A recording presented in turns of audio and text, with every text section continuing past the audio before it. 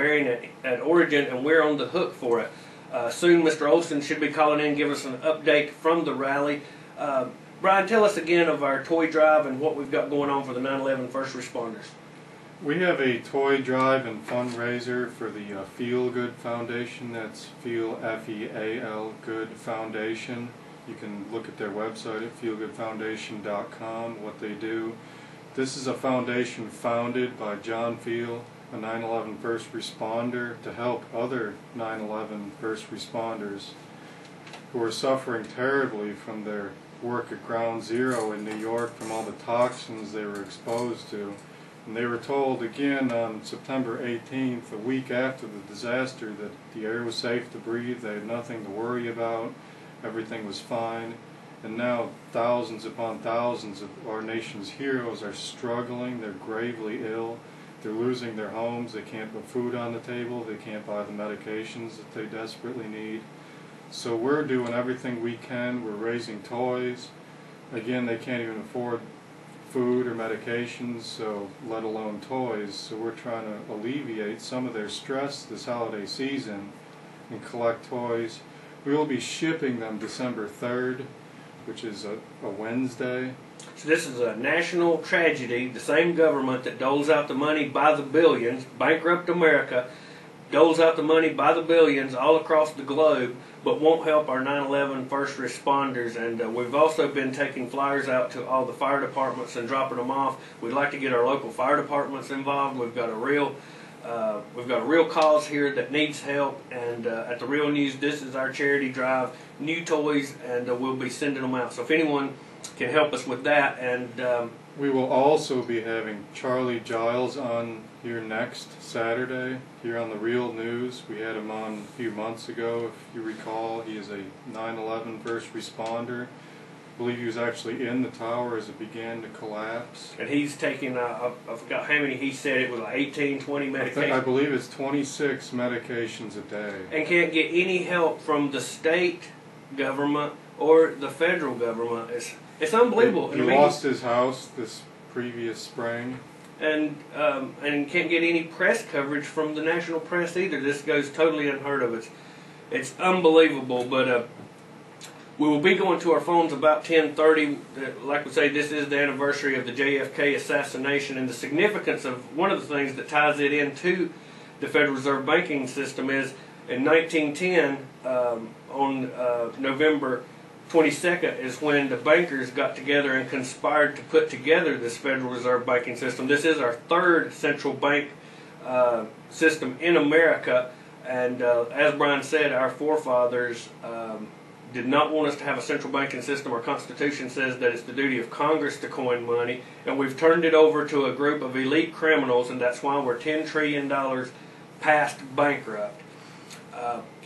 Since this is the anniversary of JFK, we had a couple of clips that we wanted to play, so let's go ahead and play the one of my favorites, it's probably one of yours, Brian, the Magic Bullet clip.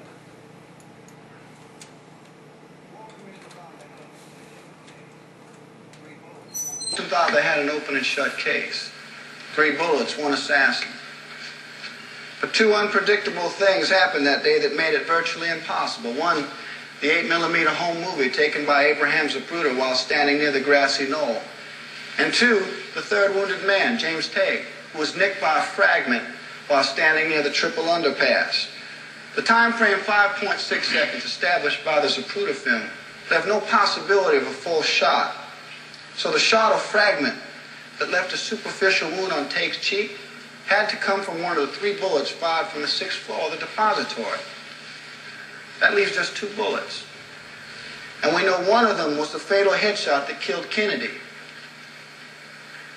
So now a single bullet remains. A single bullet now has to account for the remaining 7 wounds in Kennedy and Connally. But rather than admit to a conspiracy or investigate further, the Warren Commission chose to endorse the theory put forth by an ambitious junior counselor, Arlen Specter, one of the grossest lies ever forced on the American people. We've come to know it as the magic bullet theory. The magic bullet enters the president's back, headed downward at an angle of 17 degrees. It then moves upward in order to leave Kennedy's body from the front of his neck. Wound number 2, where it waits 1.6 seconds, presumably in midair, where it turns right, then left, right, then left, and continues into Conley's body at the rear of his right armpit. Wound number 3. The bullet then heads downward at an angle of 27 degrees, shattering Conley's 5th rib and exiting from the right side of his chest. Wound number 4. The bullet then turns right and re-enters Conley's body at his right wrist. Wound number 5. Shattering the radius bone, the bullet then exits Conley's wrist. Wound number 6. Makes a dramatic U-turn and buries itself into Conley's left thigh. Wound number 7, from which it later falls out and is found in almost pristine condition on a stretcher in a corridor of Parkland Hospital. That's some bullet.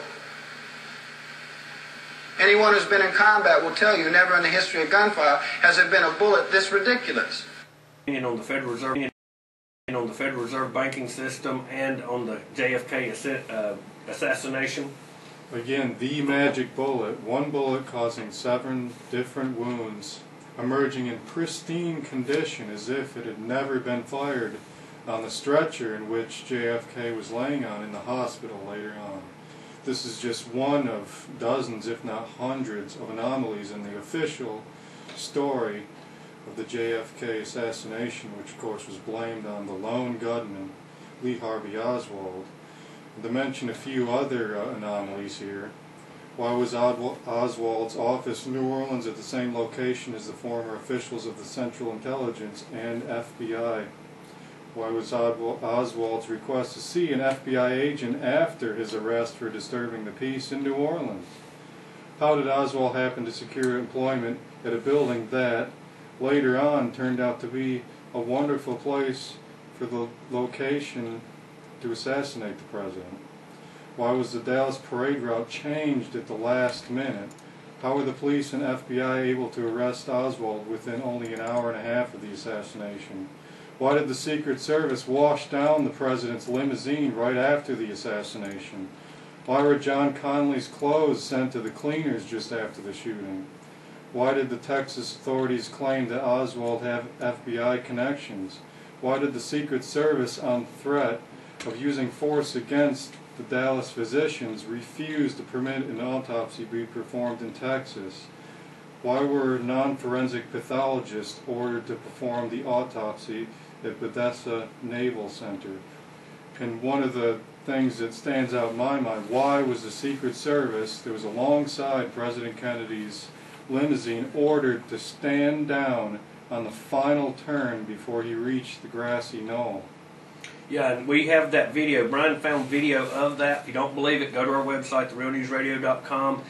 We have featured videos. You will see it. The Secret Service got off the limo, moved right out of the way prior to the shooting. We even see one Secret Service agent standing in disbelief. He throws his arms up in the air, both arms up in the air, several times in total disbelief at what he is being ordered to do, abandon his post. And in terms of the Secret Service, this is the ultimate taboo, to abandon your job. These were human shields. They were there supposedly to take a bullet, and as the video plainly shows, they moved out of the way. There's something else that I wanted to discuss. Actually, Brian brought this to my attention some time back, and it's just unbelievable. On June 4th, 1963, a little-known attempt was made to strip the Federal Reserve Bank of its power to loan money to the federal government at interest. On that day, President John F. Kennedy signed Executive Order number 1110 that returned to the U.S. government the power to issue currency without going through the Federal Reserve banking system. Mr. Kennedy's order gave the Treasury the power to issue silver certificates against any silver bullion, silver or standard silver dollars in the Treasury. This meant that for every ounce of silver in the U.S. Treasury's vault, the government could introduce new money into circulation. In all, Kennedy brought nearly $4.3 billion in U.S. notes into circulation. The ramifications of this bill are enormous. With the stroke of a pen, Mr. Kennedy was on his way to putting the Federal Reserve Bank of New York out of business.